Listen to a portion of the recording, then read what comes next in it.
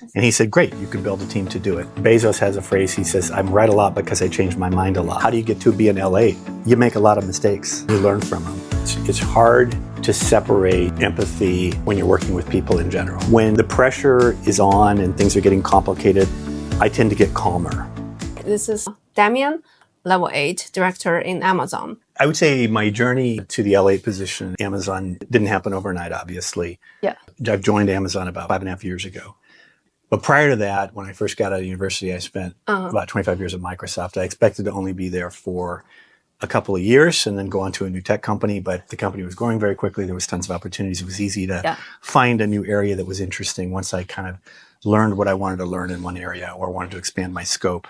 And I spent my first 10 years in SQL Server as part of the original engineering team. Early in my career, I wasn't married at the time. I was just, working really hard, trying to build my career. Right. About 2 to 3 years in, my manager came to me and said, hey, the general manager actually of SQL Server came in and said, hey, in order to make SQL Server a credible product in the enterprise, it needs to be able to have high performance. We need to make the product scale on new SMP machines that were coming out at the time. I remember at the time I was focusing on networking. That was my area, networking protocols. I remember looking at my general manager and I said, I don't know anything about that. I have no idea about what you're asking me to do. I don't know anything about performance management engineering. Right. I don't know how to make products scale on SMP machines. Yeah. He just looked at me and he smiled and he said, you'll figure it out. That's why we hired you. So originally that was an IC job. It was me doing profiling of SQL Server and trying and building benchmarks and tools to allow us to understand how the product would perform and finding bottlenecks. But eventually it became clear that it was going to require more effort than that. So I proposed to my manager, I said, look, if we're going to make this work, we're going to have to hire more people. Yeah. Because it's a big space. If we want to compete against Oracle, if we want to compete against IBM with our RDB, or DEC with RDB, we're going to have more engineers. Yeah. And I also proposed not just hiring standard software engineers. I said, look, I think we need to find hardware engineers because they understand how the hardware works. Yes. Anyway, my manager agreed. He funded a small team. And that was my first foray into managing people. So you become a manager. Yeah. Basically what happened is I was the individual contributor for this area. Yeah. I communicated to my manager that it was a bigger space and we needed more people. More resources. And he said, great, you can build a team to do it. Here's some headcount. Go hire some people and build a team. So that was my first foray for it. So I really, in some ways, I kind of constructed the manager role, the technical manager role. You created the role. Yeah, I created it. Yeah, it was just, and it was out of necessity because I knew the problem space was so big that I needed more people to help. Now, I will say that when I look back on how I started I didn't have any training. Nobody told me how to be a manager.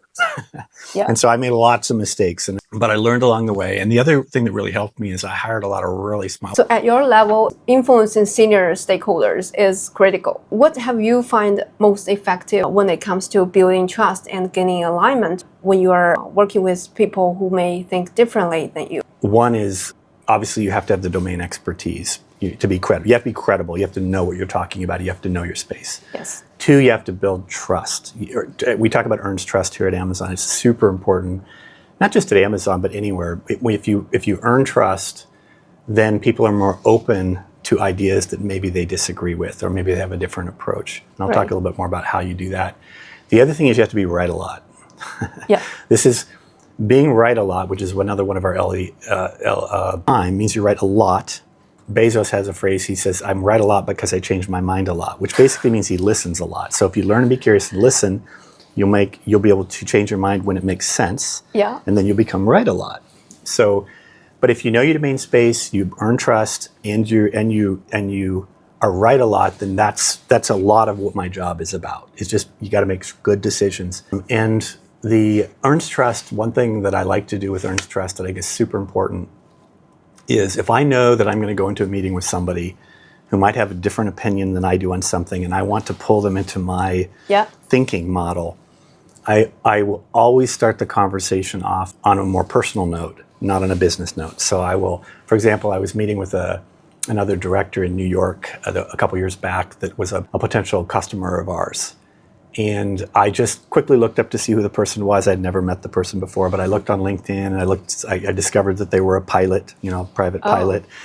And I know some people that are pilots, so I have some knowledge of that space. When I first met the person, I said, hey, I heard you're a pilot. And we started talking about planes and stuff like that. And he was telling me about this. And spending 5 or 10 minutes just getting to know who they were, what they were interested in, sharing an interesting conversation that isn't really work related, it really kind of helps break the ice, right? It gets you in a place where you feel comfortable talking with that person before you sort of get into the business. And then also what I do in that scenario is I'm also looking for places where we have similar backgrounds or similar experiences, and then zooming in on those. To build connection with each other. Right. So for example, if I know someone has worked at a company that maybe I used to work for in the past, we talk a little bit about who we worked with and do we know at people. Or that makes a difference. Makes a big difference because if you just come in and you're all business and you just walk and say, here's what I want, here's what I need. Yeah, who cares? It's you can do that, but you don't want people to be on the defensive. You want them to be more open-minded. So that's one of the techniques I use is I try to, in fact, I almost always, I think we may have did it when we first met, I always like to understand somebody on a personal level before I actually start talking business with them. That's a super important technique. The other thing on earned trust is if you commit to doing something, do it. It's super important. As a parent, do you see some parallels when it comes to raising your children, like who can advocate for themselves with both confidence and empathy? First of all, everybody has a different approach to parenting. Anybody who tells you that one approach works is going to work for everybody is not true. Every kid is different, every parent is different, every situation is different. One of the techniques I used, and I don't know if it directly applies to the work environment, was I never wanted to, for example, tell my children, I have 2 boys, I never wanted to say, don't do this thing, or don't do that, or you shouldn't do this, you shouldn't do that. Rather, what I would do is I would say, look, if you do this thing or do these things, understand what the consequences are going to be, and then you decide. So what I did with my boys, I would say, look, if you think it's fun to go do this thing that might seem exciting, maybe you want to do something dangerous with a bike or something like that, or jump it off a ramp or something, I would say, look, you can do that. It's your life, but understand what could happen. You might fall, you might hurt yourself, blah, blah, blah, blah. So I tried to, rather than tell my kids not to do things, what I always tried to do is share with them what are the potential consequences. And so what I was trying to do is to get them to understand that you have to make decisions for yourself. Yeah. You don't want people making decisions for you. But if you're going to make decisions for yourself, you have to be armed with information. You have to be armed with the understanding of the consequences and what's going to happen if you do this, if you go down a certain path. And frankly, to be honest, I think even in the work environment, one of the things we love at Amazon is we like people, and I really like this part of our culture, we hire people who are motivated and self-driven. Mm-hmm. More than a lot of companies. We don't do a lot of micromanagement at Amazon. In fact, we hire professionals, we hire smart people, and we expect them to deliver against objectives without having to be constantly checked or directed. Or in some ways, what I was doing with my kids is getting them to use their brains to think and not have to be told what to do or what not to do. Most of the time, thank God they made the right decision. But sometimes they make the wrong decision, right? Hopefully it's not a dramatic impact if they make the wrong decision. It's kind of like, again, going back to the work environment. Yeah. We don't mind at Amazon if people make mistakes. In fact, we expect people to make mistakes. It's what you do. Do you learn from that mistake? And then and does that make you a better, stronger employee going forward? And we have those retrospect and COE Absolutely. mechanism to learn from mistakes, for sure. Yeah, and going back to the other conversation I was saying too, like how do you get to be an L8? You make a lot of mistakes and you learn from them. And over a long career, in fact, I would say, I was listening to a podcast, a CEO from another company was saying this, that if you've never made a mistake in your career, then you're not going to be a successful leader. You just can't. Because you have to use the best information you have. And if it doesn't work out, then next time around you have a bit more information, right? When you make another decision. How do you balance giving your kids autonomy and setting non-negotiable boundaries or rules? Do you have some non-negotiable rules at home? Or? Yeah, well, my 2 boys are actually out of the house. They're both operating their own things now. Like maybe when they were younger. But when they were younger, honestly, I think my wife probably did more of the boundary setting than I did. Yeah. She had very strict rules about, stuff like brush your teeth and they would have to pick up their room, make sure they were, not being messy, going to sleep in bed on time, all of those standard kind of things. But I was probably more of the information provider. Like I was, because my brain is kind of logical. So it's more like my kid says, well, why do I have to brush my teeth? Well, I would say, well, you don't have to brush your teeth, but you're probably going to get a cavity. Your breath is not going to smell good. You're going to, you want to have your teeth last a lifetime. Like I would give those kind of logical arguments, and then it gets back to what I was saying about letting them then make the decision. But you do have to have boundaries. Like, for example, there were, because my kids grew up in the technology age when like cell phones were starting to happen and all this stuff, there were periods of time where we would have to say, look, you're not focusing on your schoolwork. So we're going to remove that privilege to use, for example, the computer or the Xbox or whatever the game, whatever they like to do until you accomplish this other task. Do they agree, or like do they push back? I would say my older son, he didn't really push back too much, but he also got involved in athletics early on. So he was an athlete, and he had a lot of training he had to do. And I think that discipline he learned then became to apply to other, his other parts of his life. Whereas my younger son was a little more of an artistic person. He was a little more, freestyle. Freestyle, yeah, exactly. And so he was a little harder to control at times. The other thing I would say there too is, this is something I firmly believe, your kids, they won't say this, but they want to be you. Like the parent is the role model, right? They look to you, and they will pick up on your good habits, and they'll pick up on your bad habits. Yeah. That's just what happens. So you have to understand as a parent, if you want to try to model the best life you can so that your kids then get the best traits. And they, as they get older, they say, no, I don't want to be like my parents. But the fact is they really do. That's how it works. They mimic what you do. They mimic your behaviors. So you just have to be conscious as a parent, but you can't be perfect all the time either, right. But yeah, I think boundaries are important, but more importantly, I think as a parent, you have to, the old expression, you have to walk the walk, right? If you're going to tell your kids to do a thing, then you should be doing it yourself if it applies to them. Can you share a time like a specific example, like when your kids try to push against your boundary? Have your kids ever refused to brush their teeth? My wife made them do it. She would make them. She would stand there. What they say is you have to do something like 30 times for it to become a habit. Oh. Sometimes you just have to force it to happen over and over, and eventually be consistent. And it just becomes, it. You just have to keep doing it and doing it and doing it. Pretty soon they just do it. Right. So that actually is one technique. But, one of the biggest challenges I had with I mentioned my younger son was more of the artistic and a little more free-forming. And so my older son, you'd walk into his bedroom when he was growing up, and it was perfectly organized, kind of like me. He's got that trait. It's everything's perfectly aligned. The bed's made. Oh, yeah. It's really nice. My younger son's room was a mess. There was stuff laying all over the place. But I didn't want to push too hard on it because I did, it's like it's space. I don't want to be overbearing. But I do remember one time when it got to the point where like, this is not good. I can't even walk through this room without tripping over stuff. And so I forced him. I said, well, we're going to spend the day and we're just going to clean this room up. And boy, he hated it. And he said no? Oh, he did it because I said, you're going to do it. I made him help. We sat there and we cleaned his room. What would happen if it just doesn't do it? He will say later, I'll do it later or something. So that's good question. Yeah. The way I handled that situation was I didn't say, just clean your room, because we had tried that and he wouldn't do it, or he wouldn't do it well. Yeah. I said, I'm going to do it with you, and we're going to do it side by side. And so I went in, and it took about a good half of a day. I went in with him and I said, look, you're not leaving until we finish the job. I'm going to go side by side. I'll work with you, but we're going to do it. Would he dare to go out? No, he stayed. My younger son, probably 10 or 11, and he didn't want, he would drag his feet and he was being slow about stuff. I said, if you don't help me, you're still going to have to stay here while I do it.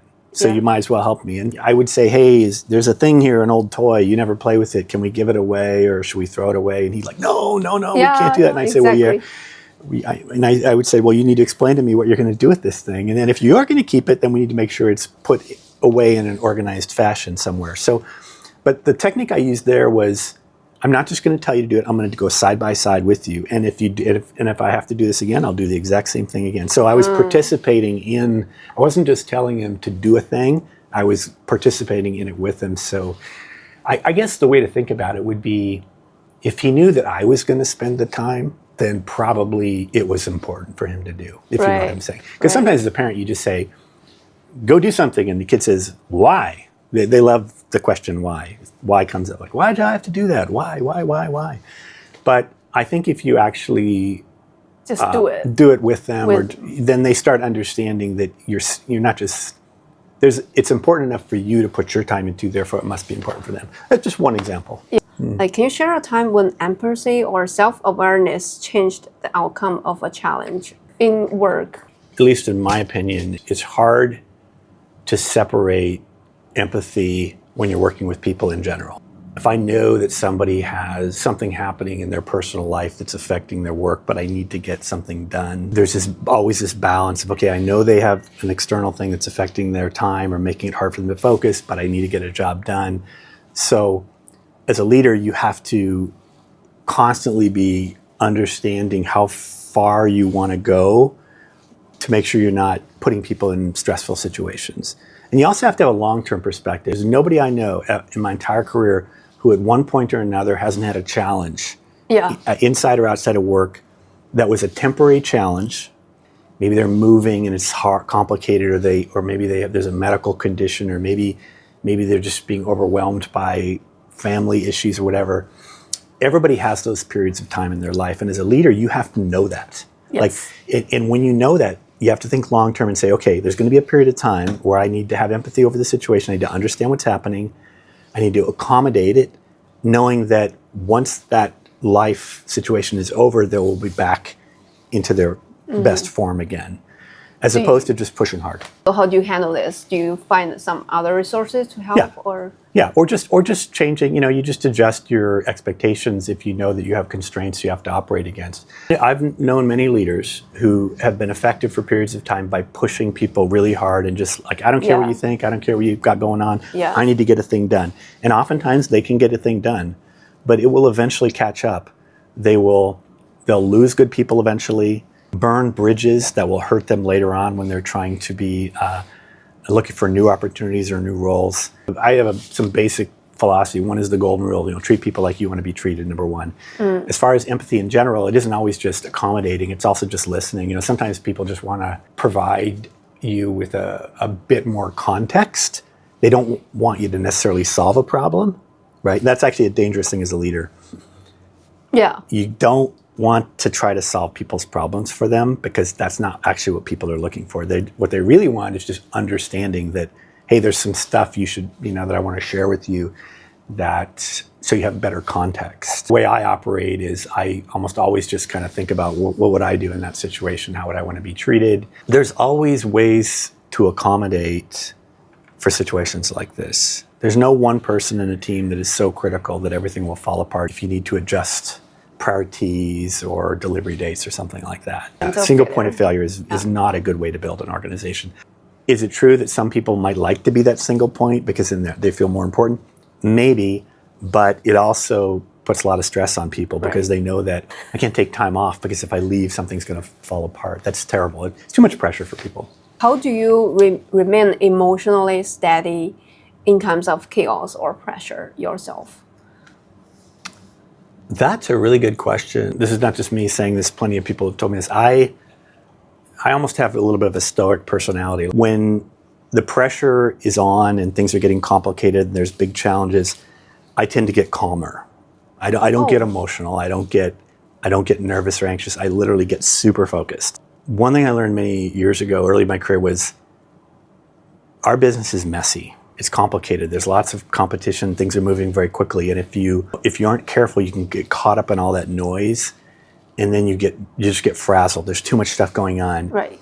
So my personality tends to be, the more complexity, the more challenge, the more stuff going on, the more I just start getting super laser focused. I almost calm down, and my mind is like, okay, I'm going to get through this, and I'm just going to do it one piece at a time until I'm through this thing, as opposed to making rash decisions. There's a term called you're probably familiar with, called the fog of war.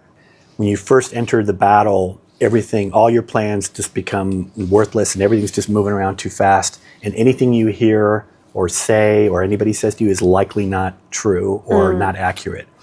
Right. There's a period of time in an emergency where you can't trust almost anything because so many people are running around, there's so much information.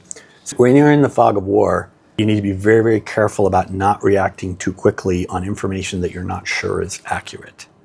So sometimes you slow down, collect information, make sure you're making the right calls, especially if you know that that decision you're going to make is going to have a big impact. And if you get it wrong, it could be dangerous or it could be problematic for the business.